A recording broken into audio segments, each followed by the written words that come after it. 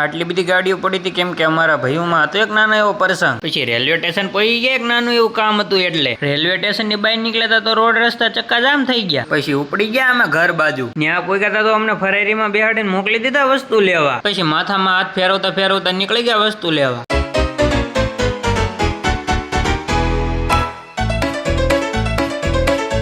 ખમણના કોહા ભરી ભરી પછી થઈ ગયા ઘર બાજુ હાલતા. પછી અમે બધા ભાઈબંધો ઉભા રહી ગયા હતા પીરસવા હાટું. દેવા કાકા હવે અમને ખટાશ નહીં નડે કેમ કે બે સાઈશું પીરસવા ઉભા રહી ગયા. પીરસી ને અમે બધા ભાઈબંધો પછી બે ગયા જમવા. હા ભાઈ ખબર છે તને પોઝ દેતા આવડે હો. હવે આમાં ખટાશ વાળું ગીત કેમ મેં હું પીવું છું નકર મેક દે. પછી પાછા અમે બધા ભાઈબંધો આવી ગયા દડે બેટ રમવા અને પછી શરૂ કર્યા કઈક આવા થઈ. આ બધા આવ્યા છે દડે બેટ રમવા.